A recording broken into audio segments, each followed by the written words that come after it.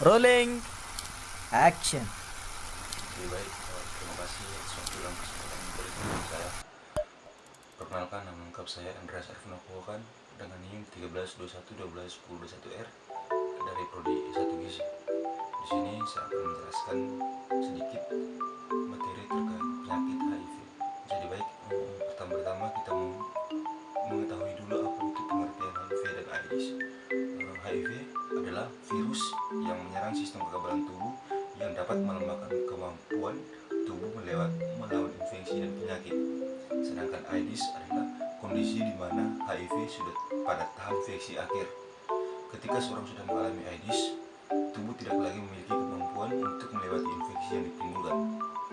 Dengan menjalankan pengobatan tertentu, pengidap HIV bisa memperlambat perkembangan penanganan, yaitu pengidap HIV bisa menjalankan hidup secara dengan normal. Yang berikut yakni penyebab HIV dan AIDS. Di negara Indonesia, penyebaran dan penularan HIV paling banyak disebabkan melalui hubungan intim yang tidak aman dan berganti menggunakan jarum suntik yang tidak steril saat memakai narkoba. Seseorang yang infeksi HIV dapat menularkan kepada orang lain bahkan sejak beberapa minggu sejak tertular. Semua orang bisa berisiko terinfeksi HIV. Jadi yang berikut yakni kita masuk pada faktor risiko HIV dan AIDS. Di sini ada 5. Yang pertama, orang yang melakukan hubungan intim tanpa kondom, baik berhubungan sesama jenis maupun lawan jenis, ini dapat menyebabkan penyakit HIV. Dan yang kedua, mereka yang sering membuat tato atau melakukan tindik. Dan yang ketiga, orang yang terkena infeksi penyakit seksual lainnya. Yang keempat, menggunakan narkotika suntikan. Dan yang kelima atau yang terakhir, orang yang berhubungan intim dengan menggunakan narkotika suntik. Jadi untuk yang berikut kita dapat mengetahui gejala HIV dan AIDS tergantung pada tahap mana orang tersebut terinfeksi. Di sini ada 3 tahap. Yang pertama yakni tahap pertama. Di sini ada tidak menimbulkan gejala apapun selama beberapa tahun. Pengidap akan mengalami nyeri mirip seperti flu beberapa minggu setelah terinfeksi selama 1 hingga 2 bulan. Yang ketiga, timbul demam, nyeri tenggorokan, ruam, pembengkakan kelenjar getah bening, diare, kelelahan nyeri, otot dan sendi. Pada tahap kedua, di sini umumnya tidak menimbulkan gejala lebih lanjut selama bertahun-tahun. Virus terus menyebar dan merusak sistem kekebalan tubuh. Penularan infeksi sudah bisa dilakukan pengidap kepada orang lain, berlangsung hingga 10 tahun atau lebih. Tahap yang ketiga, tahap yang terakhir, di sini daya tahan mengidap rentan sehingga mudah sakit dan akan berlanjut menjadi AIDS. Demam terus-menerus lebih dari 10 hari, merasa lelah setiap saat, sulit bernapas, diare yang berat dan dalam jangka waktu yang lama, terjadi infeksi jamur pada tenggorokan, mulut, bahkan vagina, timbul bintik ungu pada kulit yang tidak akan hilang, dan yang terakhir, hilang nafsu makan sehingga berat badan turun drastis. Selanjutnya kita masuk pada diagnosa HIV dan AIDS. Tes HIV harus dilakukan untuk memastikan seorang mengidap HIV atau tidak. Pemeriksaan yang dilakukan sebagai langkah diagnosis adalah dengan mengambil sampel darah atau urin pengidap untuk diteliti di laboratorium. Jenis pemeriksaan untuk mendeteksi HIV antara lain yang pertama, tes antibodi. Tes ini bertujuan untuk mendeteksi antibodi yang dihasilkan tubuh untuk melawan infeksi HIV. Meski akurat, perlu waktu 3-12 minggu agar jumlah antibodi dalam tubuh cukup tinggi untuk terdeteksi saat pemeriksaan. Dan yang kedua, tes antigen. Tes antigen ini dilakukan untuk mendeteksi protein yang menjadi bagian dari virus HIV, yaitu 2P, yaitu P24.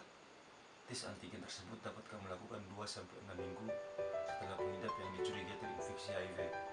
Dan yang ketiga, hitung sel CD4. CD4 adalah bagian dari sel darah putih yang HIV hancurkan. Jumlah CD4 normal berada dalam rentang 500-1400 sel per milimeter kubik darah. AIDS terjadi jika hasil hitungan sel CD4 di bawah 200 sel per milimeter kubik darah.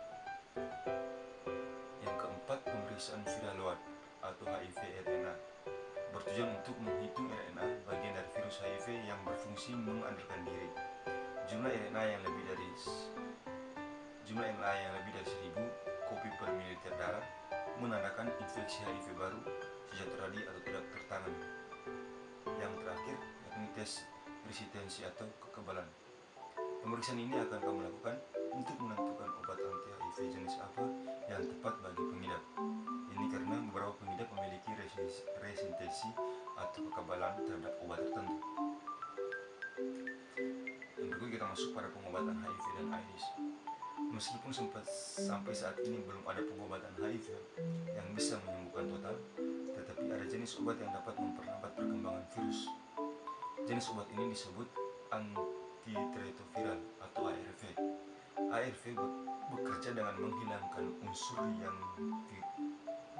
menghilangkan unsur virus HIV yang virus HIV butuhkan untuk mengalahkan diri dan mencegah virus HIV menghancurkan sel CD4. Selama mengkonsumsi obat antiretroviral, dokter akan monitoring jumlah virus dan sel CD4 untuk melihat respon pengidap terhadap pengobatan. Hitung sel CD4 bisa kamu lakukan tiap 3-6 minggu, tiap 3-6 bulan. Sedangkan pemeriksaan HIV RNA dilakukan sejak awal pengobatan, lalu bisa kamu lanjutkan tiap 3-4 bulan selama masa pengobatan. Agar perkembangan virus dapat terkendali, pengidap harus segera mengkonsumsi ARV sebagai diagnosis mengidap HIV.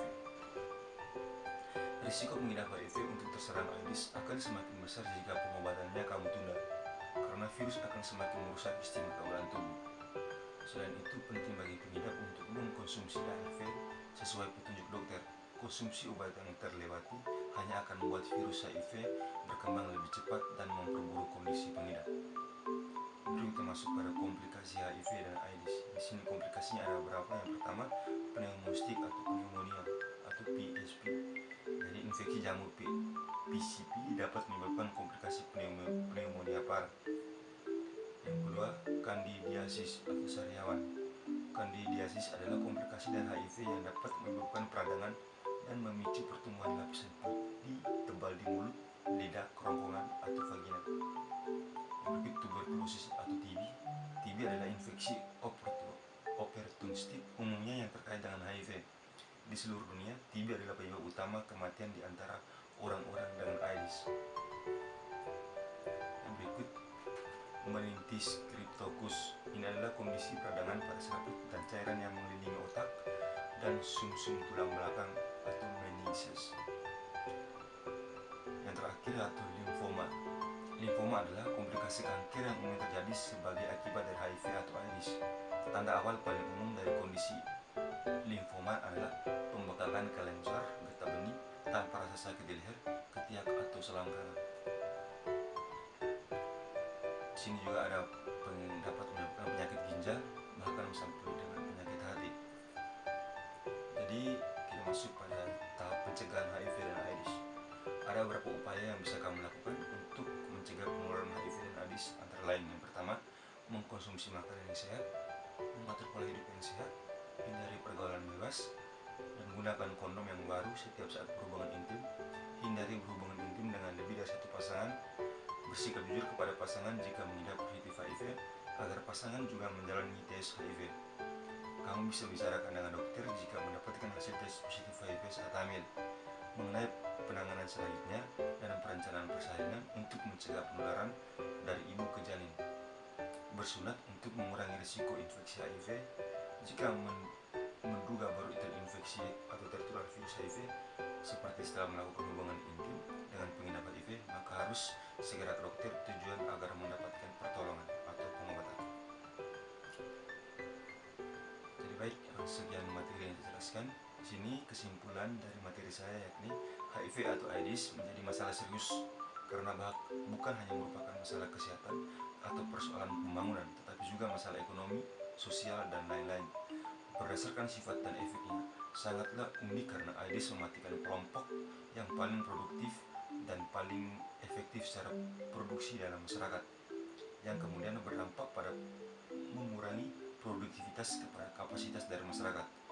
Dampak yang ditimbulkan AIDS terhadap masyarakat dapat bersifat permanen atau setidaknya berjangkau sangat panjang.